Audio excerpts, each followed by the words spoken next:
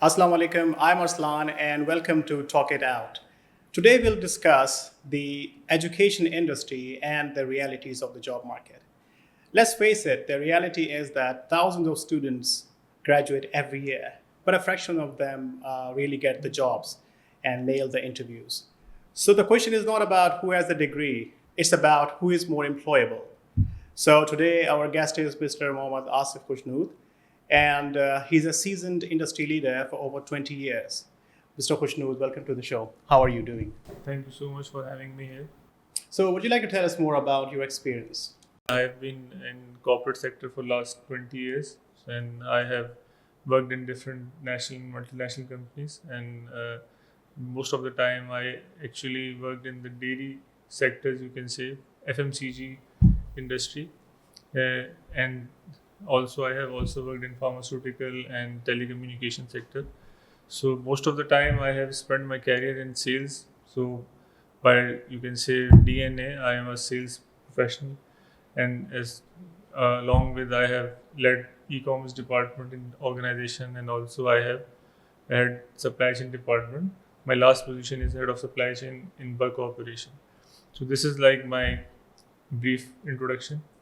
So, as of my understanding, your career started from sales, and I think it has been a long time ago. So, it's also like something memorable to you. How would you want, like, what would you want to share with us about sales, and how was that? Actually, most of the people came to sales by like chance, na? They don't opt as a choice. But somehow, when I actually graduated, then I was like studying in ICMA. I was like studying accounting. Somehow, like I have interacted. I interacted with some like sales professional, and I when I studied about the sales profession, that I like it really fantasized me that you have to like travel a lot for your job, and you have to like always meet people, and you have like go out, and like in networking there is like some uh, entertainment and like dining out. So like that these things like it really attract me, and and I actually opt the sales profession, not by like that I am not getting job anywhere, so people came to sales. So I was pursuing my initially I was like pursuing my career in accounting, but somehow I like changed my mind, and I opt sales like as a profession, just because it is very lively profession. You don't need to sit on the table for the whole day like you're a content, so 9 to 5 you have to be on your table. So but like in sales profession, you like always roam around, meet people, traveling, and like uh, enjoying new foods, new places. So this is all about I like started my sales. So later in your life, I see you moved to leadership positions and operations. So tell us about that. Specifically, tell me about your first job interview where you nailed this first management position. Actually, my first interview is not a like for the management position. It was like my first position in Haleeb Foods. That was like sales officer position, and I that was like the changing moment of my career. So I was like very much interested, and I appeared in that interview. I tried my like level best, but like if you are like wholeheartedly uh, like buys an idea, and you are like that I have to do this, so like naturally basically you perform well. If you are not clear about your move, so there might be that you appear, but you will not perform as per like as per mark. When you compare your early days of career with the students today, what is the main shift in the mindset? Actually, when we started, or like in my like when I started my career, so at that moment or at that time, like people have like they don't have so much clutter in their mind. They are Okay. very clear about what, like there are few options first of all, and they are very clear about that what I'm going to do this thing. Like for some time parents like guide them that you have to be a doctor, engineer, and etc. What so like students or like this generation they have very cluttered in their mind, and there are actually there are too many options, and they are like very much into social media. Tell us about the most valuable lessons you learned in the corporate world which were not taught in the classroom. Actually, you get knowledge in the classroom, but when you go to the practical life, or you go to the like corporate sector, so the most important thing is your team, na?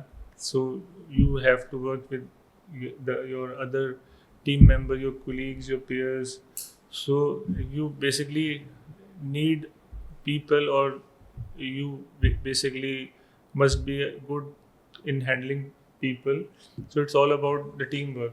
So this you can't actually learn in the classroom. You learn about the processes and the concept. But when you go to the first thing you have to handle is people. Right. So unless until you go and like do job in any organization, meet people. So unless until you can't be like a real professional. Right. I want to add something into it. So I've also seen some of the candidates, or let's say my own colleagues, lose their jobs because they don't have any idea about the professional environment, especially talking about politics. This is something toxic, but in reality, like we have to face it. So what would you suggest for the students that are applying for their first job, and to be careful about the politics and also? So what are your tips for that? First of all, that the organization politics come later na, in your career. That in like internship or like in starting, there might be some like likeness or dislikeness, but not can't say that it's the organization politics or a toxic environment. Like when you start your career, I always suggest that always focus on the top three things. First, you should be hard work. Second, be honest to your work, and make more friends rather enemies na, in your organization where you work. So if you in your like unless you hit the mid level positions, so if you follow these three things, so there will be no like risk. You will grow and you will sustain, and don't make like things more complex. Go easy, do your work, and come home. That's it. Yeah, so I completely agree with you. Now, people skills are equally as important as your hard skills, like that you require for a job. So my next question is: we often see graduates with excellent academic background, but they're not very employable. Uh, what do you think? What's the reason for that? Actually, there is like different scenarios. Na? If you see that in an organization there is like two people who graduated both from the same university, and one is like stuck on the entry level position, like is an area manager, so it remain like an area manager for 25 years, and then another person might be from the same class, so he joined, and he in 25 years he like reached to the top position like CEO on the same in case in the same organization. So there is not like the education or the degree of any university can make you successful. Okay. People think that if I graduated from that particular university, so I will be successful, or even I get the job in that organization, so I will be successful. Not successful is not like I say that. It, I always like explain by that there are two E's and two F's. Na? So two E's is like education and experience. So you can't be successful with those E's. Na? That education experience they just get you in any organization, but to grow you need like two F's. Na? So what is two F's? It's like first the formalities. So you always need to follow all the formalities. Like if nobody is watching you, you have to complete all your things in a in an honest way, not like just if somebody is watching you, then you will do like in a detailed work, and if you are not following by someone, so you like find a shortcut to do things. So like first is the formalities, and the second is one is the foul. Second F is foul. Don't play any foul. People find shortcuts, and people like, if I don't think that I will do this, so I can't be successful. So they like often play fouls. So if you complete if you follow, or if you do the formalities and you don't play foul, then your credibility will build. And if your credibility, as your credibility builds, so people will give you opportunity to grow. So then if you have like two E's are important, like education and experience, but two F's are more important to grow further. Right. That's great advice, man. That's good. So tell me three reasons if somebody is in an interview and you reject him like in the first few minutes. Like why would you reject somebody in an interview? Like you say, oh, like first few minutes, and you think he's not up for the job. Basically, every interviewer had different preferences, but for me, if like somebody is like justification their failures in their career, so I don't like such things. And that because of my father was not well, my mother was ill, and I don't have like the backing from my family, so Excuses. that's why I couldn't learn, or I couldn't like graduated, or I didn't study. Na? So somehow, if you try to justify your casualness, weaknesses, or like your shortcomings uh, due to some external factors, so that actually that that challenging environment give you an opportunity to actually perform well. So if you are not taking serious your own career, and you're not handling the challenges of your own journey, so how can you handle the challenges of an organization? So everybody has challenges, but you have to perform you have to perform, and you have to deliver in those circumstances. So make it simple. If somebody is like trying to justify their failure, and they doesn't, or she doesn't like say that like, right, these are my strengths and these are my weaknesses. So I more like prefer to appoint a person who is like realistic about their strengths and weaknesses, rather they put the weaknesses on some external factors. Right. That's excellent. So, with that, in interviews, I've also seen people coming with the wrong attitude.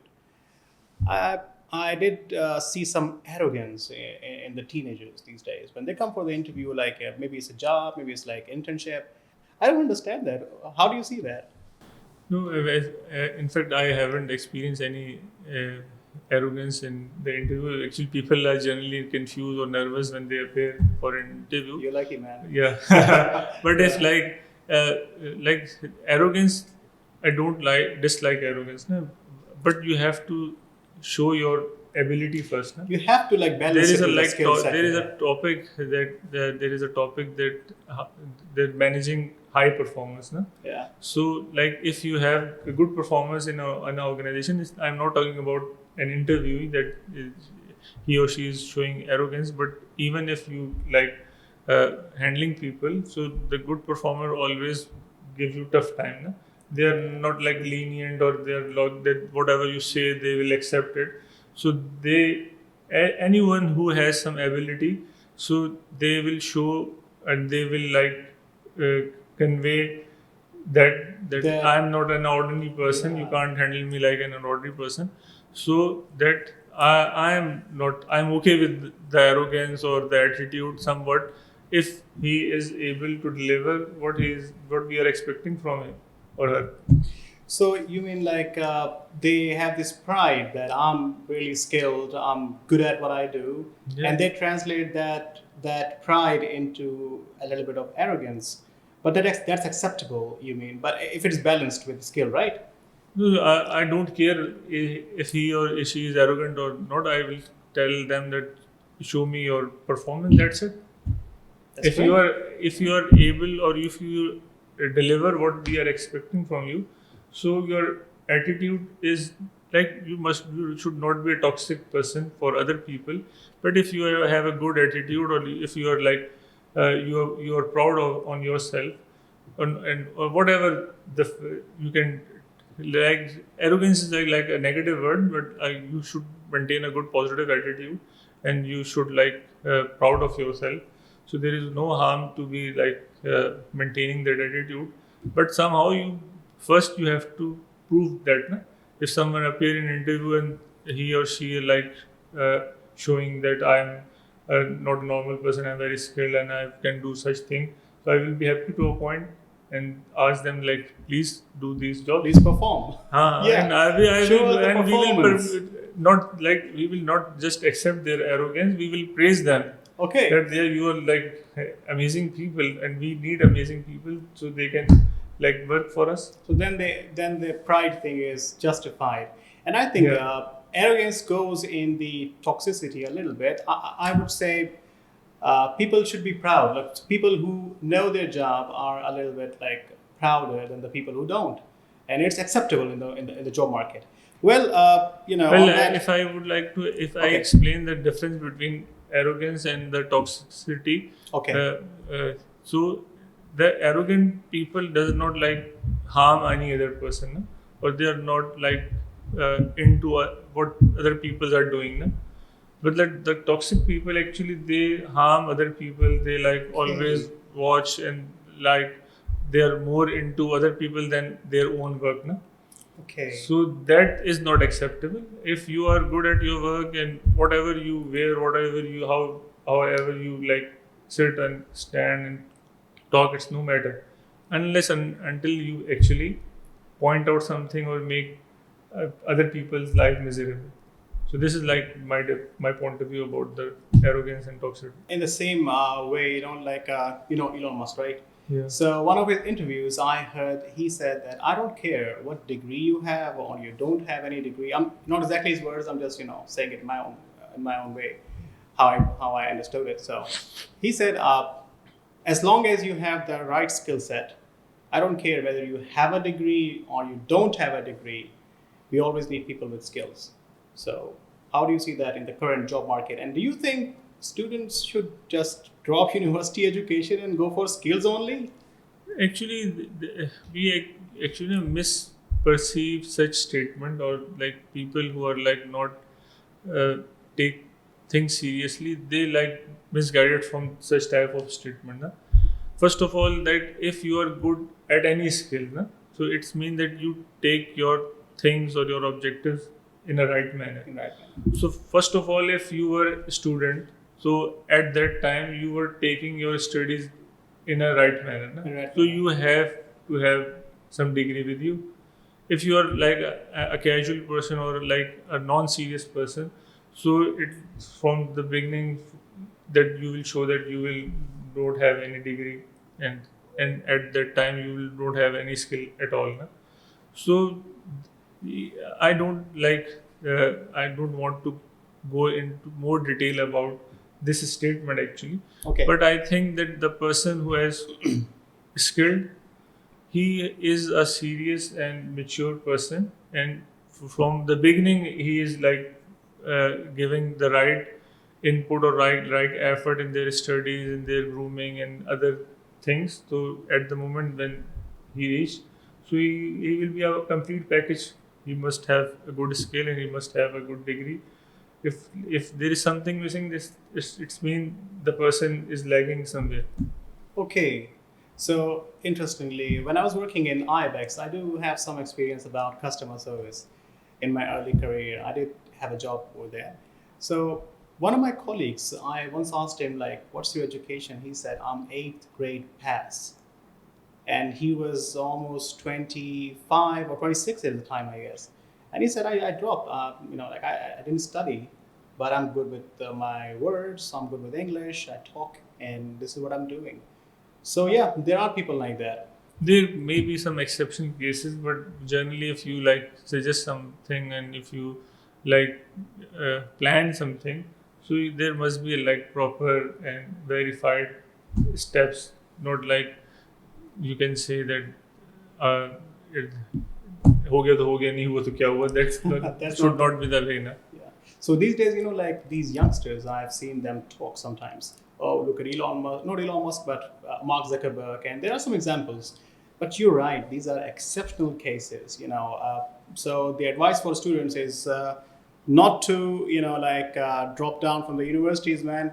Continue your education, complete it, and then also come in the job market, acquire the skills, or rather, I would say you should pursue the degrees that have practical approach towards learning, not only lectures. Yeah, but to be very honest, if somebody is not good at education or not able to achieve any degree, so we you should not taking it serious. You should not perform well in their profession. There are like some exceptional cases, or people who like some who are like somewhat non-serious and they're starting and they got some good job. So actually they overcome their education where they were lacking. So yeah, there are examples that in mid 40s people are doing executive MBAs and BBAs. So like there should be some realization, because everything you learn, they give you some like knowledge or improve your skills. So I think that one should like the what previously I was talking about formalities. So one should give due weightage to every single step, so that he will be like treated or marked be a good performer. Okay, so since we're talking about academics, in your experience, what is the current? Sorry. In your experience, where does the current education system fall short in preparing students for the real world? I'm right now studying in two universities. One is like following the assignment based, you can say, model, and the second one is like traditional examination based model. So actually, the students, uh, they are like uh, actually they have the issue that they don't have clear understanding what we will do with that degree. Na? Actually, they just think that the degree is like important to appear in an interview. Na? So they are not very much clear about what we will learn from actually this degree. So if they you how much you give them relaxation, they will enjoy that relaxation. They are not taking it serious. So right now, what I believe that in these days we should, and in or like in Pakistan, we should give them like proper uh, threat, or you can say like there's have put some controls that if they will not perform according to the curriculum or this or the process, so they can they won't get the degree. Okay. So this is like my first advice, that we should like first we should give the clarity to the students that these will be the outcomes of that degree or that learning phase. And the second one is that there must be some good criteria for attendance, for like presenting their stuff and getting good marks in their examination. So I would prefer that we should follow that traditional model of examination as far as the Pakistani students are concerned. Right. So I have a personal experience regarding that. One of my relatives, let's say, was studying in one of the best universities in Karachi. He was doing IT, and after his completion of IT, he went to the job market. He failed miserably. He went to the interviews, and they were asking questions. Do you know how to code? And he's like, yeah, I know. Do you know about this code, how it works? And he was telling everything. Then they said, just like you, perform. Here's a problem. Like in this coding, where's the problem like? Can you fix it? And he had no clue. So in multiple jobs, he failed just like that. So later, he had to take online courses, certifications, this and that, and he learned actually what he studied, how it can perform in skill wise.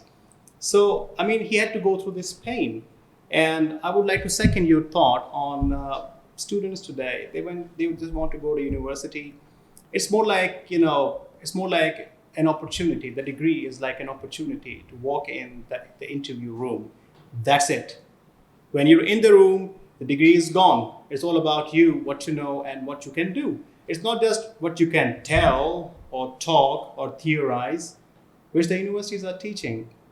I mean, examinations are something just to get grades. Students are not, I mean, not everybody, but I have seen students that are fed up with the studies.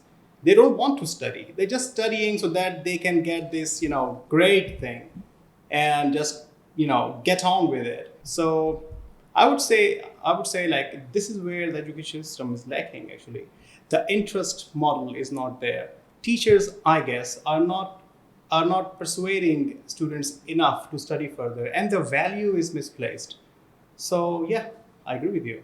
So if you talk about that, like if your objective for studying is to get a job, so if you have completed like your education and you have a degree and like now you are appearing in an interview, so like what I believe that on entry level position we don't expect someone that he has some like expertise on the on the matter on any process that how they will perform. The most important thing is that uh, how quick they are to learn new things, huh? Okay. So if you are able to like present your learning capabilities, if you are appearing in an entry level position, so the interviewer will be satisfied, na?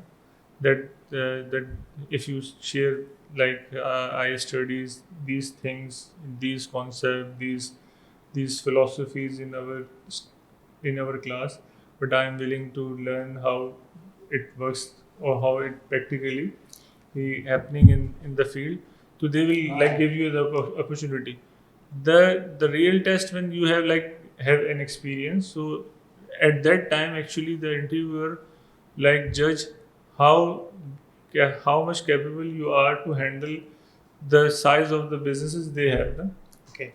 If you haven't handled like a large organization, so if you have like previously you were handling 10 people's team and they have like 1000 persons team, so Yeah. they will not allow you to like come and like start handling Sounds such good. things, huh?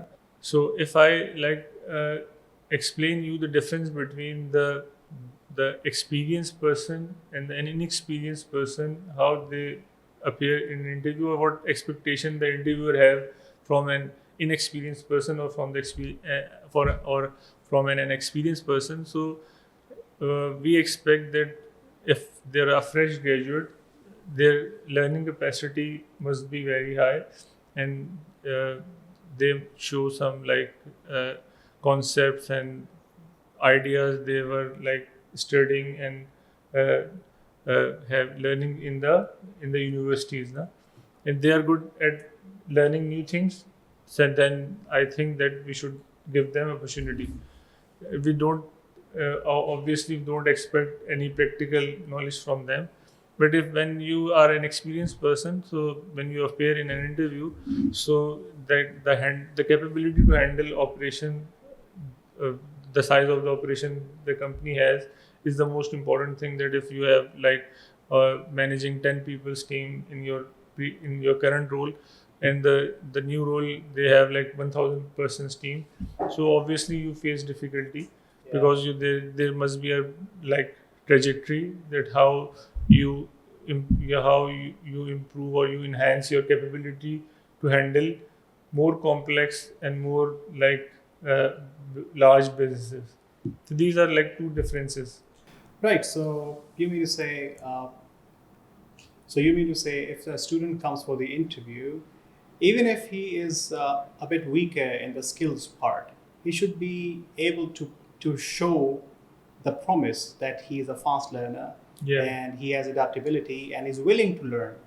And I think if these are the qualities he has, the chances of getting selected for the job gets easier, right? Exactly, and he or she must uh, like share some examples that what they have learned in their universities about things, even they are impractical in our like conditions, no matter, but they have like some good concepts. If they are able to explain these concepts to an interview, I think they can inspire. What differences do you see in the education in Pakistan and international education? Like first of all, like the we have the quality of the teachers and the expertise of the teachers. They are like people who actually work in the uh, corporate sector, or like they have the practical knowledge. They must come and teach like the in the universities. So there must be like a hybrid model where you like learn theories as far as you get to know some like practical knowledge as well. So people that the teachers are very much like they don't have they don't even personally handle large businesses, or they are not into the practical you can say field. They are like they were students and now they are teaching.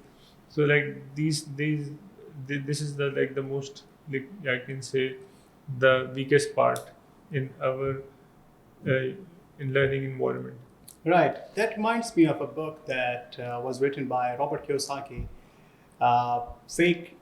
fake money, fake teachers, fake assets.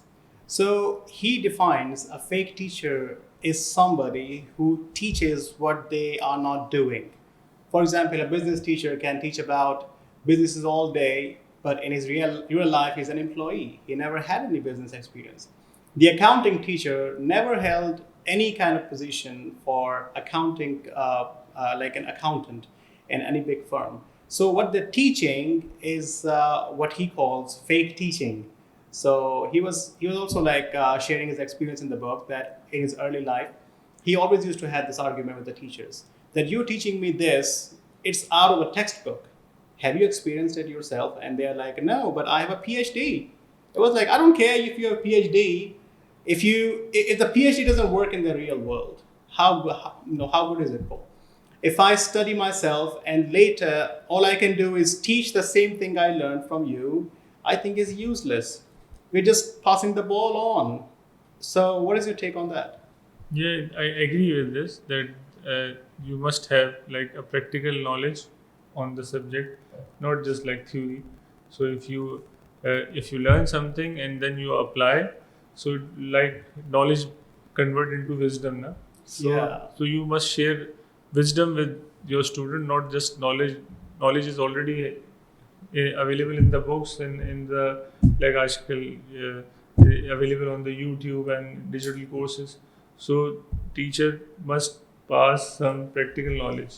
For Right. that, he or she must have the practical knowledge first. I like this part between, the difference between knowledge and wisdom. Hmm. Well, rightly said. So, sometimes I think the difference between education system in Pakistan and international education system, I think they're more like hands-on experience when you're studying internationally. So not recently, but back in 2024, I studied CELTA. I completed the certification, which is Certificate of English Language Teaching to Adults. We had three trainers. One was from Australia, one was from America, and the third one was from UK. So when they were teaching us, it was 8 hours of session a day, very tough. It was really intensive course. So in the classroom, they used to teach us like for 1.5 hours or like 2 hours a day, and the rest is practice, practice, practice. So we were doing 80% of what we were learning, and they were just speaking to us for like 2 hours or so, or maybe 1 hour. Even in that 1 or 2 hours, they were not speaking actively. They were like they explained something, and then they're like, okay, do this activity. They said something, and then they have these worksheets, and then they said something, and then they say, okay, like show me what did you learn now. So it was like two-way. So my take on this is that education in overseas is more practical, and Pakistan is unfortunately more theoretical. So, sir, if you were a student today and you had to start from zero again, what would you do differently? like I put more effort, and I think that learning is the best part. So we should take it. I we should take the opportunity more seriously. At that time, we were like expecting that someone will like push us, follow us. But now, after uh, getting the benefit of these things, so I will try that I should take more responsibility, and I more put more effort. Yeah, basically, like you're saying, you would more put more effort if you knew Yeah, what's coming ahead, exactly. right? What is the one thing that you think, or one skill that is a must for students to get job ready in today's market? That the student must have like uh, some practical, you can say, knowledge if you can't get experience. So interact with the people, the field you are like to join. That's, I think, the that can help them, or that actually motivates them to learn at their uh, during their studies. And if they can connect the dots, that if they get some practical knowledge, and at university or at school they get some like uh, concepts, so they will like be performing good when they get the chance to actually work in the field. Right, that's great advice. So, sir, before we wrap up, what message would you like to give to students that are watching us, who are confused about their careers, who are under pressure, or are looking for any good advice? Actually, first of all, the first advice is that whatever you do, do your best. Na? So if you are right now is you are not doing any job, you are doing like you are doing studies. So put your complete efforts in that moment. The first point is this. Then the second point is that there is no right job or the best job. Actually, the Qaeda Azam quote is like, no, you कहते हैं, I don't take right decision, I take decision and make it right. So it applies to on everything. Na? Hmm. So if, what I think that people like pick what is like the in trends na, and what will be the like the new most, you can say, the hot job right now or hot field right now. So when you pick the thing that are like everyone is picking, then you get more competition. Na?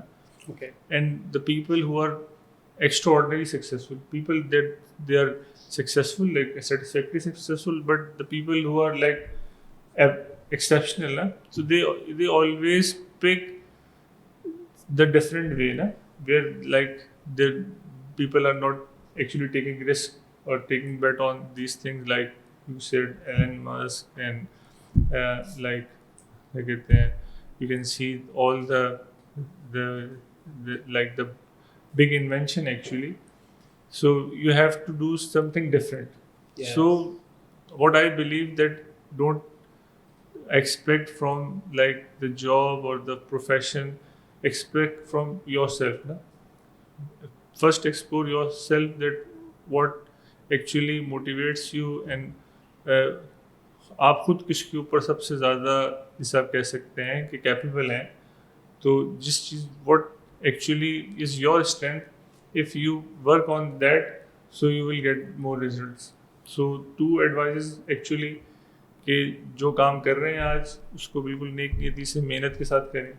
And the second thing, कि कोई भी काम जो है वो, जिसे आप कह सकते हैं, मेक श्योर नहीं करता कि जो है डॉक्टर इंजीनियर बनना ही ज़रूरी है, या स्पोर्ट्समैन क्रिकेटर हो, या कोई चीज़ है. Profession is nothing, actually your strength, your believe, और जो आपको काम करने के अंदर जिसके अंदर मज़ा आ रहा है, pick that profession for yourself. Right. These are my two advices. Thank you very much for joining us, sir, and thank you for your honest and insightful thoughts. Thank you so much. Same here. And all the students listening and watching, stay curious and stay consistent on what you're doing. At ICE, we offer a learning and earning model. our students start earning within the first year of their studies or start their own businesses. So we'll see you in the next episode of Talk It Out. Take care and bye bye.